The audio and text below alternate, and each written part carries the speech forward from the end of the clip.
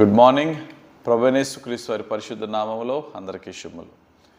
ఈరోజు మన అనుదిన ఆత్మీయ ఆహారంగా దేవుడు మన యొక్క కష్టార్జితముతో సంపాదించిన డబ్బునైనా ఎలాగ ఖర్చు పెడుతున్నామా అనేది దేవుడు చూస్తూ ఉంటాడనే సత్యాన్ని మనం గమనించాలి.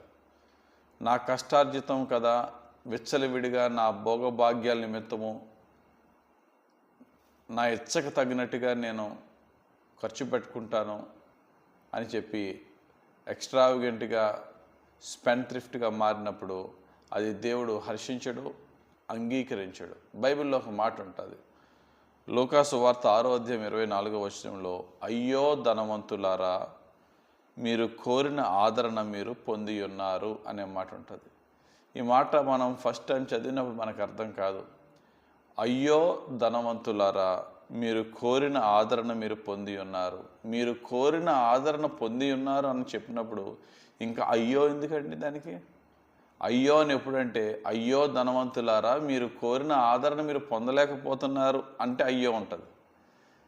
కానీ దీని యొక్క ట్రాన్స్లేషన్ ఇంగ్లీష్ బైబిల్ అంటాడు, what sorrow awaits you who are rich, for you have your only happiness now. అంటే మీ కొరకు ఎంత వేదన వేచి ఉన్నది ధనవంతులారా, ప్రస్తుతం మాత్రమే మీరు సంతోషంగా ఉన్నారు అంటున్నాడు. ఇదే మాటని మరొక ట్రాన్స్లేషన్, తెలుగు ట్రాన్స్లేషన్లో చూస్తే, అయ్యో ధనవంతులారా, మీకు బాధ తప్పదు, మీ ఆదరణ ఇంతకు ముందే పొంది ఉన్నారు. అంటే అర్థం ఏంటంటే, మీ యొక్క ఆదరణ, మీ యొక్క సంతోషము, మీ యొక్క సుఖము అల్పకాలం మాత్రమే తప్ప దాన్ని బట్టి మీరు దేవుని యొక్క తీర్పు ఫేస్ చేయవలసి వస్తుంది. దేవుని యొక్క శిక్ష మీ మీదకి రాబోతున్నది. అయ్యో ధనవంతులారా అన్నారు. గమనించండి, మనం ఖర్చు పెడుతున్న ఖర్చు, ఇది నా సొమ్ము కదా, నా ఇష్టం వచ్చినట్టు ఖర్చు పెడతానంటే తప్పిపోయిన కుమారుని జ్ఞాపకం చేసుకుందాం. అతడు తన తండ్రి దగ్గర నుంచి తీసుకెళ్ళిన ఆస్తి నా సొమ్మే కదా అని ఖర్చు పెట్టాడు. చివరికి అతను పట్టిన గతి ఏంటండి? లూకాసు వార్త 15:13-14 కొన్ని దినములైన తర్వాత ఆ చిన్న కుమారుడు సమస్తమును కూర్చుకొని దూరదేశమునకు ప్రయాణమైపోయి అచ్చట తన ఆస్తిని దుర్వ్యాపారము వలన పాడు చేసెను. అదంతయు ఖర్చు చేసిన తరువాత ఆ దేశమందు గొప్ప కరువు రాగా వాడు ఇబ్బంది పడసాగి. అది అంతయు ఖర్చు చేసేసిన తర్వాత, దుర్వ్యాపారం వల్ల పాడు చేసేసిన తర్వాత అనే మాటలు ఇక్కడ ప్రభు ఇక్కడ ఉపయోగిస్తున్నారు. యేసయ్య 5 రొట్టెలు 2 చిన్న చేపల్ని 5,000 మందికి పంచిన తర్వాత అదే ఆ ఒకంత అయిపోయింది. తర్వాత ఆ శిష్యులకి ఇచ్చిన ఇన్స్ట్రక్షన్ ఏంటి? మిగిలిన మొక్కలు లెఫ్ట్ ఓవర్స్ అన్నిటిని కూడా పట్టమన్నాడు. అంటే ఇక్కడ ప్రభువు మనకు నేర్పుతున్న పాఠం ఏంటంటే, నీకు సమృద్ధి ఉన్నా నీ యొక్క ఖర్చు చాలా జాగ్రత్తగా ఉండాలి. నీ ఖర్చులో దోబరాతనం ఉందా? భోగభాగ్యాల వైపు వెళ్తున్నావా?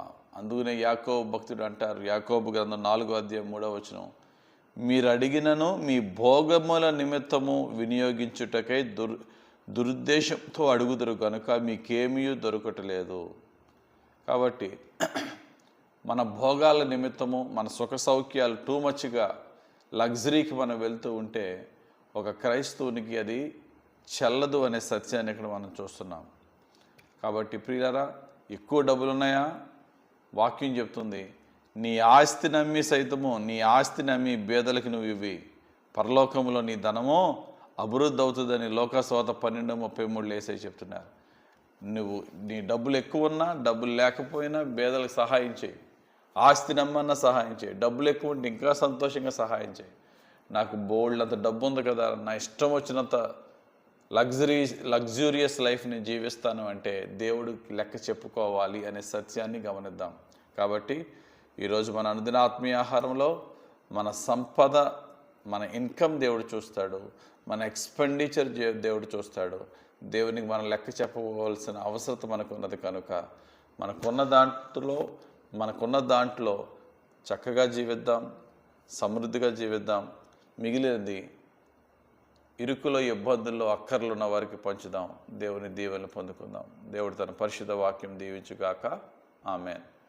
ప్రేమ కలిగిన తండ్రి, మీరు ఇచ్చిన ఈ వాక్యం బట్టి స్తోత్రాలు. ధ్యానించిన వాక్యం మా అందరికీ రక్షణ వాక్యంగా మార్చమని, నీవు మాకు ఎంత ఇచ్చిన దాంట్లో మేము తృప్తి చెందుతూ ఎదుటి వారికి పట్టగలిగే స్థితిలోనికి మమ్మల్ని హెచ్చించి దీవించమని, అయ్యా మీరిచ్చిన దాంతో మేము టూ మచ్ లగ్జూరియస్ లైఫ్లో అయ్యా భోగభాగ్యాల వైపు మా మనసు తిరగకుండా ప్రతి విషయంలో నీ యొక్క భయము కలిగి మేము ప్రవర్తించి మా సమృద్ధితో ఇతరుల అక్కర్లు తీర్చేవారిగా మమ్మల్ని తీర్చిదిద్దమని యేసు నామములో ప్రార్థించి వేడుకొనుచున్నాం తండ్రి. ఆమెన్. తండ్రి యొక్కయు కుమారుని యొక్కయు పరిశుద్ధాత్మ దేవుని అభిషేకం మనకు తోడుండి నడిపించి దీవించును గాక. Amen. God bless you. Have a very blessed day.